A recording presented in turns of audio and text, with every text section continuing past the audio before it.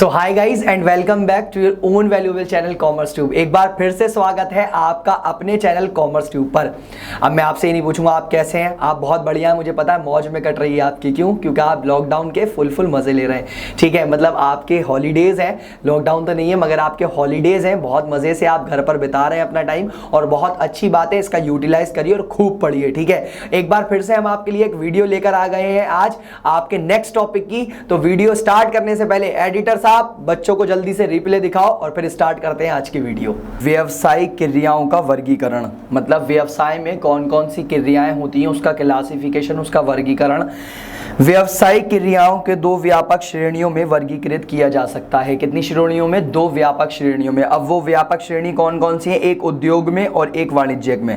मतलब व्यावसायिक क्रियाओं में दो तरीके के। तो चलिए स्टूडेंट आज की वीडियो स्टार्ट करते हैं और आज की वीडियो में हम पढ़ेंगे क्या? वाणिज्य, दैट इज कॉमर्स। याद करिए हमने लास्ट वीडियो में आपको पढ़ाया था व्यावसायिक क्रियाओं का वर्गीकरण, और व्यावसायिक क्रियाओं के वर्गीकरण में क्लासिफिकेशन ऑफ बिजनेस एक्टिविटीज में दो चीजें थी, एक उद्योग इंडस्ट्री और दूसरा कॉमर्स वाणिज्य। हमने लास्ट वीडियो में पढ़ लिया था पूरा उद्योग इंडस्ट्री क्या होती है, और आज हम पढ़ेंगे कॉमर्स क्या होता है, वाणिज्य क्या होता है। तो चलिए स्टार्ट करते हैं। कह रहा है वाणिज्य एक विस्तृत शब्द है। ये एक विस्तृत शब्द है, मतलब विस्तृत मतलब बहुत बड़ा, जिसके अंदर बहुत सारी चीजें आती हैं। ये जिसमें उन सभी क्रियाओं को शामिल किया जाता है जो वस्तुओं और सेवाओं की बिक्री, हस्तांतरण या विनिमय के लिए आवश्यक है। मतलब आपको किसी भी वस्तु तथा सेवा की बिक्री करनी है, हस्तांतरण करना है या विनिमय करना है, तो आपको जिन क्रियाओं का यूज करेंगे, आवश्यक है उनका प्रयोग करना, वो सारी वाणिज्य में आती हैं। किस में आती हैं? वो वाणिज्य में। तो चलिए बात करते हैं। इसमें दो प्रकार की गतिविधियां शामिल हैं, एक व्यापार और दूसरा व्यापार की सहायक क्रियाएं। एक व्यापार और दूसरा व्यापार की सहायक क्रियाएं। तो चलिए स्टार्ट करते हैं। व्यापार, व्यापार मतलब ट्रेड की बात कर रहा हूं मैं आपसे। कह रहा है इसका अभिप्राय लाभ प्राप्ति के उद्देश्य से वस्तुओं तथा सेवाओं के क्रय विक्रय से है। मतलब आप वस्तुओं तथा सेवाओं का क्रय कर रहे हैं या विक्रय कर रहे हैं, बाय कर रहे हैं या सेल कर रहे हैं, और किसके उद्देश्य के लिए? लाभ प्राप्ति के लिए। किस लिए कर रहे हैं आप? ताकि आप लाभ प्राप्त कर सकें। तो ये व्यापार कहलाएगा। क्या कहलाएगा? ये व्यापार कहलाएगा। नंबर सेकंड, ये उत्पादित वस्तुओं को अंतिम उपभोक्ताओं को उपलब्ध कराने में मदद करता है। मतलब एक वस्तु जो बनी है, जिसको उत्पादक ने बनाया है, वो अल्टीमेटली उपभोक्ता तक कैसे पहुंचेगी, इसमें भी कौन मदद करता है? व्यापार मदद करता है। जैसे असम की चाय है, असम में बनी मगर बिकना पूरे देश में है, तो कैसे बिकेगी? व्यापार के थ्रू बिकेगी। कैसे बिकेगी? व्यापार के थ्रू। चलिए, जो व्यक्ति इन क्रियाओं को करते हैं उन्हें व्यापारी, ट्रेडर्स कहा जाता है, और इन क्रियाओं को व्यापार कहा जाता है, ट्रेड कहा जाता है। चलिए, ये इसे दो व्यापक श्रेणियों में वर्गीकृत किया जा सकता है। मतलब इसको हम दो पार्ट में डिवाइड कर सकते हैं। नंबर फर्स्ट इज आंतरिक व्यापार, internal trade, and number second is नीचे होगा बाहरी व्यापार, एक्सटर्नल ट्रेड। पहले मैं बात करता हूं आंतरिक व्यापार की। अगर आपने कोई भी वस्तु तथा सेवा को क्रय करा है या विक्रय किया है और वो देश की भौगोलिक सीमाओं के अंदर, देश की सीमाओं के अंदर किया है, तो इसको बोला जाएगा आंतरिक व्यापार। क्या बोला जाएगा इनको? आंतरिक व्यापार। चलिए पढ़ते हैं। इसका अभिप्राय देश की भौगोलिक सीमाओं, ज्योग्राफिकल बाउंड्रीज बोला जाता है, के अंतर्गत वस्तुओं और सेवाओं के क्रय विक्रय से है। मतलब आपने कोई भी चीज बेची या खरीदी, क्रय करा या विक्रय करा और देश की भौगोलिक सीमाओं के अंदर करा, देश की सीमाओं के अंदर करा, तो ये आंतरिक व्यापार कहलाएगा। क्या कहलाएगा? ये आंतरिक व्यापार। आंतरिक व्यापार को देशी व्यापार भी कहा जाता है, होम ट्रेड भी कहते हैं, और ये भी कितने तरीके का होता है? दो प्रकार का होता है। चलिए अब मैं बात करता हूं किसकी? थोक व्यापार, होलसेल ट्रेड की, और फिर बात करूंगा मैं फुटकर व्यापार, रिटेल ट्रेड की। तो पहले मैं थोक व्यापार की बात करूं। थोक व्यापार से आपको याद आएगा थोक व्यापारी, होलसेलर, ठीक है, जो क्या करता है? वस्तु तथा सेवाओं को क्रय करता है, उनका विक्रय कर रहा है, और किस मात्रा में? अधिक मात्रा में। किस मात्रा में? अधिक मात्रा में। द नेक्स्ट वन इज फुटकर व्यापारी की बात करूं तो फुटकर व्यापारी वो होता है जो आपके गली के नुक्कड़ पे पाए जाते हैं। जैसे आपको फॉर एग्जांपल कोई चीज लेकर आनी है, उदाहरण के रूप में कोई चीज लेकर आनी है और उसकी मात्रा आपको कम लानी है। क्या लानी है आपको? कम मात्रा, थोड़ी मात्रा लेकर आनी है, तो आप किसके पास जाते हैं? फुटकर व्यापारी के पास जाते हैं, जो गली के नुक्कड़ों पर होते हैं। जैसे फॉर एग्जांपल मुझे एक कोका कोला की बोतल चाहिए, सिर्फ एक चाहिए, तो मैं किससे लेकर आऊंगा? मैं फुटकर व्यापारी से लेकर आऊंगा, जो गली के नुक्कड़ पे दुकान है, वो हमें महंगी भी देखते हैं, ठीक है। द नेक्स्ट वन इज, अगर मेरे घर में कोई फंक्शन है, प्रोग्राम है, और मुझे एक बोतल नहीं, मुझे 100 बोतल चाहिए, 100 बोतल चाहिए मुझे कोका कोला की, तो अब मैं किसके पास जाऊंगा, फुटकर व्यापारी के या थोक व्यापारी के? मैं थोक व्यापारी के पास जाऊंगा, ठीक है, क्योंकि वो मुझे सस्ता भी देगा, ठीक है। दैट इज थोक व्यापारी वो होते हैं जो अधिक मात्रा में काम करते हैं, क्रय करते हैं और विक्रय करते हैं, और फुटकर व्यापारी वो होते हैं जो कम मात्रा में व्यापार करते हैं, क्रय करते हैं और विक्रय करते हैं। चलिए, इसका अभिप्राय अधिक मात्रा में वस्तुओं और सेवाओं के क्रय और विक्रय से है, और फुटकर व्यापार, इसका अभिप्राय थोड़ी मात्रा में वस्तुओं तथा सेवाओं के क्रय विक्रय से है। थोड़ी मात्रा फुटकर व्यापारी, ज्यादा मात्रा अधिक मात्रा थोक व्यापारी। चलिए जी, अब बात करते हैं बाहरी व्यापार की। किसकी बात करते हैं? बाहरी व्यापार। देखिए जी, अभी आंतरिक व्यापार की बात करी, आंतरिक मतलब देश की भौगोलिक सीमाओं के अंदर, तो अब एक्सटर्नल की बात करेंगे, अगर एक्सटर्नल बाहरी व्यापार की बात करेंगे तो देश की भौगोलिक सीमाओं के बाहर। चलिए, इसका अभिप्राय देश की भौगोलिक सीमाओं, ज्योग्राफिकल बाउंड्रीज के बाहर वस्तुओं और सेवाओं के क्रय विक्रय से है। कोई भी चीज आपने वस्तु तथा सेवा बाहर बेची, देश की भौगोलिक सीमाओं के बाहर बेची, अमेरिका बेच दीजिए, अमेरिका से खरीद लीजिए, खरीद लो या बेच दो, विक्रय कर लो या क्रय कर लो, दोनों के दोनों किसमें आएंगे? बाहरी व्यापार में आएंगे। और बाहरी व्यापार का दूसरा नाम है विदेशी व्यापार। क्या है? विदेशी व्यापार, दैट इज फॉरेन ट्रेड, ठीक है। ये 3 प्रकार का होता है। कितने प्रकार का होता है? ये 3 प्रकार का होता है। नंबर फर्स्ट इज आयात व्यापार, नंबर सेकंड इज निर्यात व्यापार, एंड नंबर थर्ड इज पुनः निर्यात व्यापार, ठीक है। चलिए, पहले मैं आयात व्यापार, इंपोर्ट ट्रेड के बारे में बात करता हूं। इसका अभिप्राय, अगर आपने कोई भी चीज बाहर से, मतलब कोई भी गुड्स, आपने वस्तु बाहर से खरीदी और आपने बाहर से वस्तु खरीदी, तो इसको बोला जाएगा कि क्या है? ये आयात व्यापार है। क्या है? ये आयात व्यापार। चलिए, इसका अभिप्राय विदेशी देश से वस्तुओं के क्रय से है। इसका अभिप्राय विदेशी देश से वस्तुओं के क्रय से है, हम खरीद रहे हैं, तो ये कहलाएगा हमारा आयात व्यापार। जैसे उदाहरण, भारत ईरान से पेट्रोलियम पदार्थ क्रय करता है। हम पेट्रोल खरीदते हैं किससे? ईरान से, तो हम ईरान से पेट्रोल खरीद रहे हैं, तो ये हमारा आयात व्यापार कहलाएगा।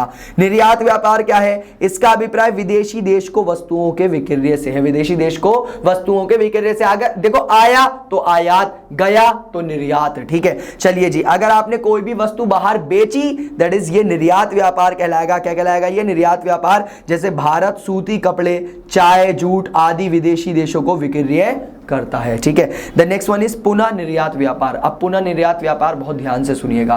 पुनः निर्यात व्यापार का मतलब हो गया, आपने कोई भी चीज बाहर से खरीदी, क्रय करा, मगर वो खुद के प्रयोग के लिए नहीं खरीदा, आपको किसी दूसरे देश को बेचना है, दूसरे देश को उसको विक्रय करना है, तो इसको बोलते हैं पुनः निर्यात व्यापार। इसका अभिप्राय अन्य देशों को निर्यात के उद्देश्य के लिए वस्तुओं के आयात से है। आपने कोई भी वस्तु का आयात करा और खुद के प्रयोग के लिए नहीं, ताकि आप उसको बाहर बेच दें, इसको बोलते हैं हम पुनः निर्यात व्यापार।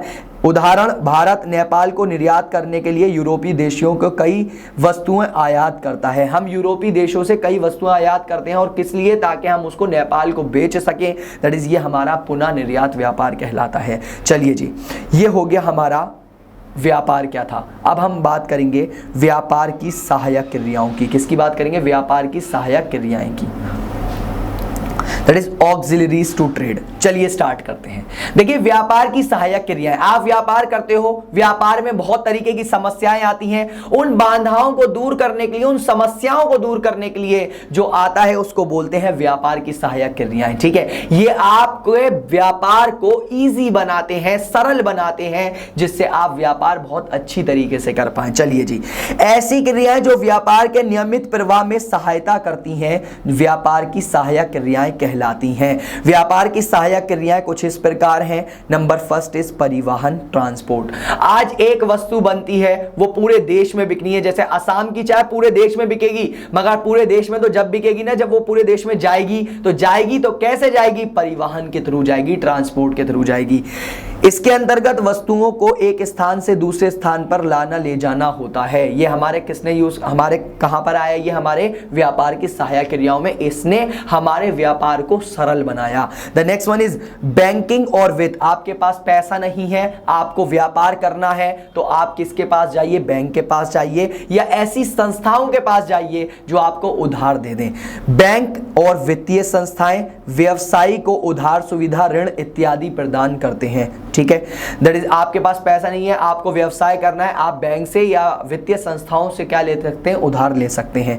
बीमा की बात करता हूं, आपको बहुत डर लगता है कहीं आपको हानि ना हो जाए व्यवसाय में। देखिए व्यवसाय में हानि भी होती है और लाभ भी होता है, तो आपको बहुत डर लगता है, तो आप उस डर को कम कर सकते हैं, खत्म नहीं कर सकते। मैं क्या बोल रहा हूं, कम कर सकते हैं, खत्म नहीं कर सकते। किससे? बीमा से।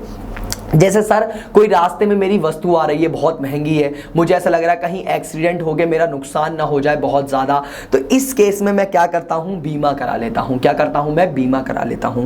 व्यवसायियों को कई तरह के जोखिमों का सामना करना पड़ता है। बीमा कई तरह के जोखिमों जैसे आग, चोरी, दुर्घटना इत्यादि के कारण होने वाले जोखिम की सुरक्षा प्रदान करता है। आपको सुरक्षा देता है कौन? बीमा। आपको कोई भी हानि हो सकती है, उस हानि को कम कर देता है कौन? बीमा। ठीक है, चलिए जैसे मैं अब नेक्स्ट वन की बात करता हूं, भंडारण। किसकी बात करता हूं मैं? भंडारण, दैट इज वेयर हाउसिंग। अब भंडारण क्या? एक बात बताओ, आपने कोई वस्तु बनाई, आज वो वस्तु बनाई, क्या कल वो प्रयोग हो जाएगी? नहीं, उसके बीच में एक टाइम गैप होता है, समय अंतराल होता है, तो वो टाइम के लिए आपको गुड्स को कहीं संभाल के रखना पड़ता है, उसको बोलते हैं भंडारण। तो चलिए अब पढ़ते हैं विज्ञापन, advertising.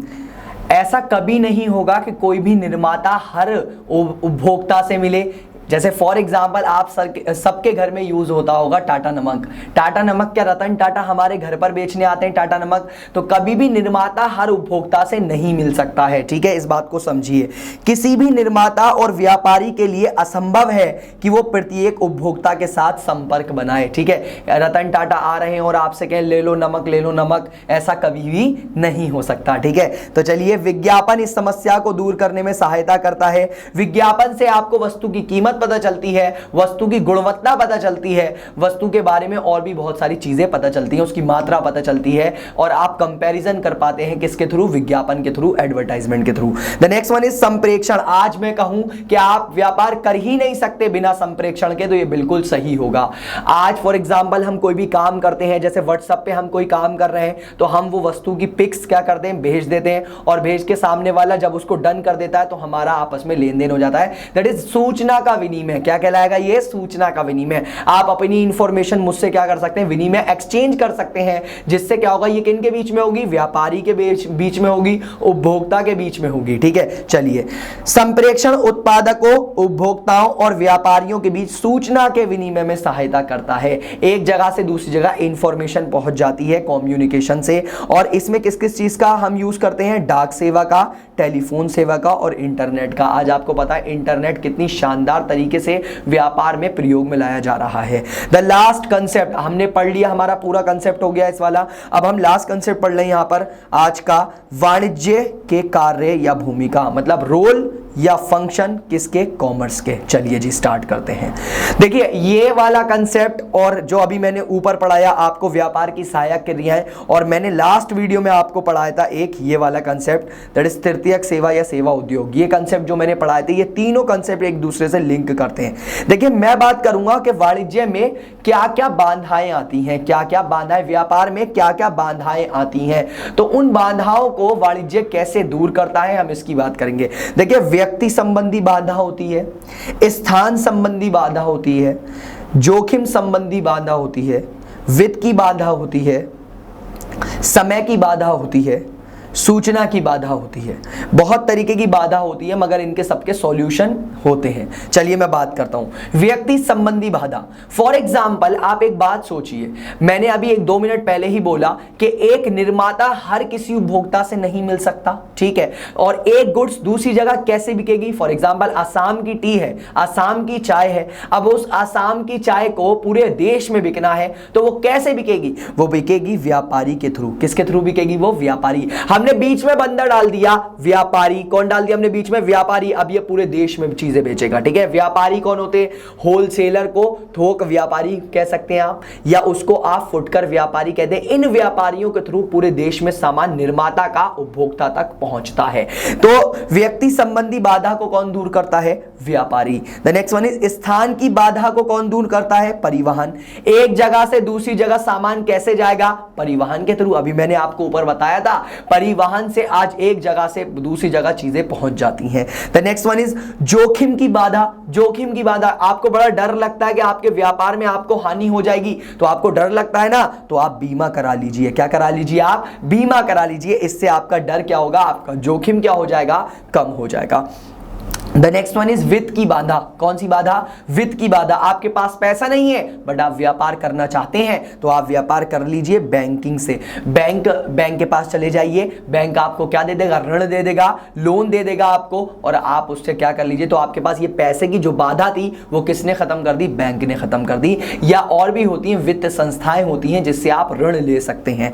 The next one is समय की बाधा। समय की बाधा को दूर करता है भंडारण। कौन दूर करता है? भंडारण। ठीक है, तो चलिए आप सुनिए। फॉर एग्जांपल, आपने एक गुड्स बनाई, अभी एक वस्तु बनाई, अब वो कल ही प्रयोग नहीं हो जाएगा उसका, ठीक है, टाइम लगेगा, तो एक समय अंतराल जो लगता है उसके बीच में आप कहीं जगह पर कोई वस्तु रखते हैं अपनी, उस जगह को बोला जाता है भंडारण, दैट इज वेयर हाउसिंग। ठीक है, द नेक्स्ट वन इज समय की बाधा को भी दूर कर दिया। सूचना की बाधा, अब आपको कोई जानता नहीं है, आप घर घर प्रोडक्ट कैसे बेचेंगे, तो ये सूचना की बाधा को दूर करता है आपका विज्ञापन। कौन दूर करता है? विज्ञापन। याद करिए, मैंने बोला था हमारी वीडियो आने से पहले आपके पास थंबनेल आ जाता है और आपको पता चल जाता है कि कल वीडियो आने वाली है, तो ये क्या है? विज्ञापन है। क्या है ये? विज्ञापन। गाइज, आज आपको हमारी वीडियो कैसी लगी? अगर अच्छी लगी हो तो इसको लाइक करें, कमेंट करें और इसको शेयर करना अपने दोस्तों को बिल्कुल ना भूलें। अगर आप इस चैनल पर नए हैं तो चैनल को सब्सक्राइब करें और बेल आइकॉन दबाएं। और इसके साथ साथ आप हमें बहुत सारे प्लेटफॉर्म पर, सोशल मीडिया प्लेटफॉर्म पर क्या कर सकते हैं? फॉलो कर सकते हैं, जिससे आपको हमारी वीडियोस की अपडेट मिलती रहे कि हमारी वीडियो कब आने वाली है। तो आज के लिए हमारे पास इतना ही था, फिर मिलेंगे एक नई वीडियो के साथ। जब तक के लिए bye bye and take care. Think study, think Commerce tube.